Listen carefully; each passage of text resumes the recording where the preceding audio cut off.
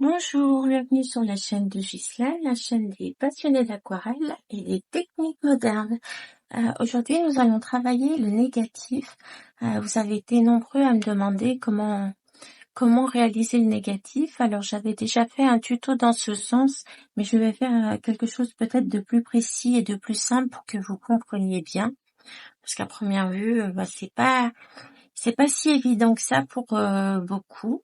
Donc là, de ce côté, je vais mettre une couleur, hein, alors n'importe laquelle, il n'y a pas d'importance. Donc, pour vous dire, je n'ai même pas d'idée de ce que ça va donner, mais voilà, faire simplement des tâches comme on a l'habitude de faire. Ça va être pour travailler le négatif sur de la couleur. Je mets simplement un petit peu de couleur, et puis nous reviendrons quand cela aura séché. Alors, on peut même s'amuser à mettre un petit peu de sel si on le souhaite. Je vais le mettre voilà, tout de suite. Je sais pas si ça va vraiment fonctionner parce que là, ça a l'air d'être encore bien mouillé. Mais bon, oui, on teste, on verra. Il y a des chances que ça ne fonctionne pas parce que j'ai mis quand même sur du très mouillé. Alors, le négatif, il se travaille sur des pinceaux biseautés. Là, j'en ai deux avec lesquels je travaille souvent. Et la manière de travailler, pour que ça fonctionne à chaque fois, c'est de mettre de la peinture uniquement sur le tiers du pinceau. Voilà. Juste là, de là, voilà. Par contre, évidemment, vous le mouillez, mais vous ne le mouillez pas abondamment.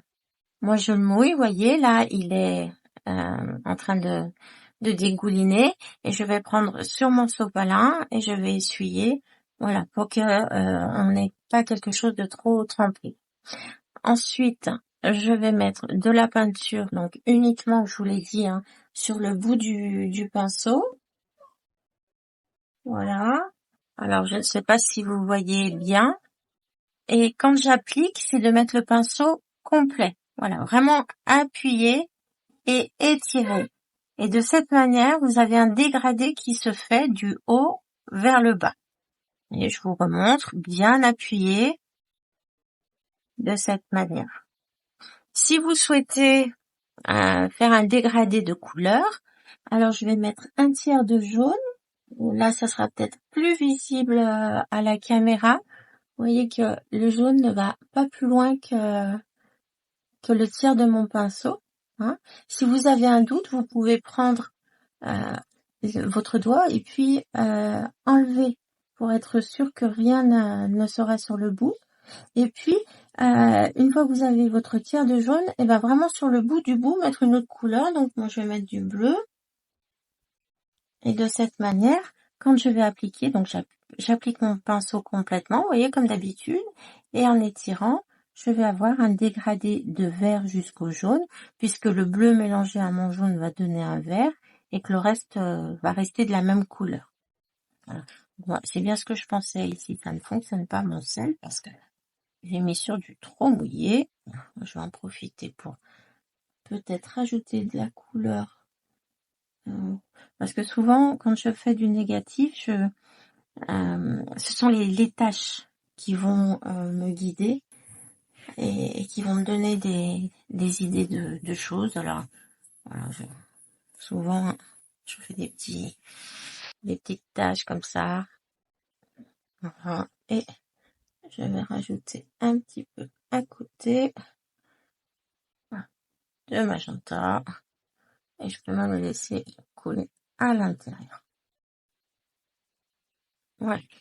Ensuite, alors toujours sur fond blanc, si vous avez l'intention, une fois que vous avez réussi à faire votre négatif, de dessiner, de peindre quelque chose en négatif, ça veut dire que vous allez le peindre à l'envers. Alors, comment vous pouvez faire? Vous imaginez, par exemple, que vous allez peindre une feuille. Alors, là, je vous la dessine. Oh, voilà. Vous dites, je vais dessiner, je vais peindre une feuille en négatif. Au lieu de peindre l'intérieur, vous allez peindre l'extérieur. Et c'est cet extérieur-là où vous allez appliquer votre pinceau, ici. en contourant l'objet. Et c'est en contourant votre objet qu'il va apparaître. Alors, rien de mieux qu'un exemple. Je reprends du jaune, vous voyez, ici, qui ne va pas jusqu'au bout de mon pinceau. J'espère que vous le voyez bien. Et puis sur le bout, je vais mettre du bleu. Donc là, je pense que vous devez bien voir la différence. Et puis, je vais imaginer ma feuille. Comme je dessinerai avec un crayon, n'hésitez pas, si vous le souhaitez, à tourner votre papier. Ça sera peut-être plus simple aussi que de peindre à l'envers. Voilà. Et vous avez bien votre feuille qui est apparue en négatif, puisque ici, vous n'avez rien, hein, et la couleur se trouve vers l'extérieur. C'est ce qu'on appelle peindre en négatif. Voilà. Donc, je vais peut-être sécher rapidement parce que il faut vraiment peindre toujours sur sec, hein, sinon ça ne fonctionne pas. Évidemment, vous allez créer des fusions. Et si vous décidez de peindre sur un fond coloré, vous devez reprendre la même couleur. Donc ici, je prends du rose pour aller avec ça. Mais par contre, je vais le rond.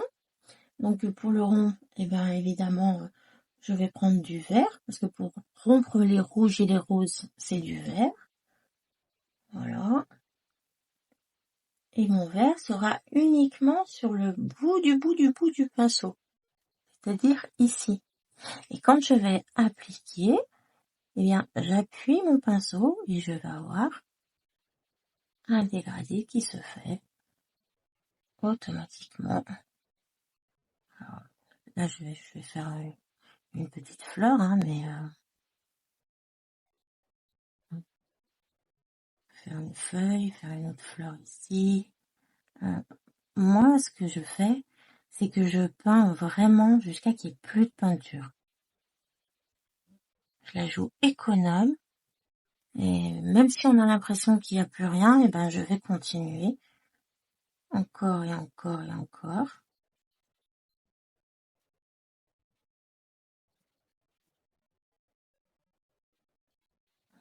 Et puis je peux revenir avec plus de force. Alors il faut vraiment faire au fur et à mesure. C'est-à-dire qu'on travaille dans la légèreté. Et on vient avec plus de force après. Vous voyez que là mon papier est mouillé. Et du coup, j'ai un effet différent de ce que j'aurais voulu, puisque j'ai quelque chose de plus flou. Alors, ça peut être un choix aussi, hein, mais si vous voulez avoir vraiment quelque chose de très dessiné, ce n'est pas ce qu'il y a à faire. Voilà. Après, il suffit voilà, avec une petite pointe de pinceau, peut-être plus pointu, hein, de refaire notre dégradé de rose, magenta, jusqu'au vert. Voilà, je vais faire ici et puis je vais me mettre à l'intérieur et voilà, je crée le cœur de ma fleur ici, puis que je vais mouiller pour avoir une petite fusion, hein, pas quelque chose de trop marqué.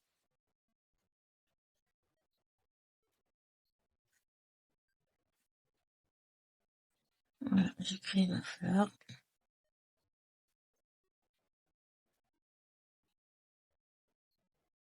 Tout simplement.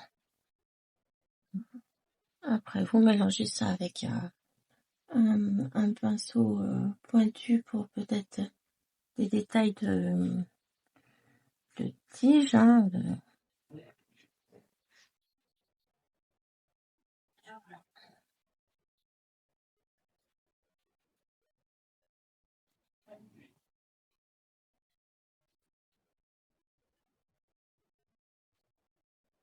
Donc là, vous avez une fleur en négatif, et bien entendu, je peux faire la petite feuille qui va aller avec.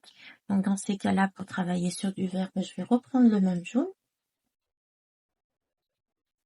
Donc, tout comme j'ai fait pour l'autre, c'est-à-dire je mets sur un tiers de jaune sur le bout de mon pinceau. Là, j'en ai même fait un peu trop, donc j'enlève. Voilà. Et puis, je vais mettre du bleu sur le bout du bout. Voilà, comme ça. Je peux créer des petites feuilles autour de ma fleur.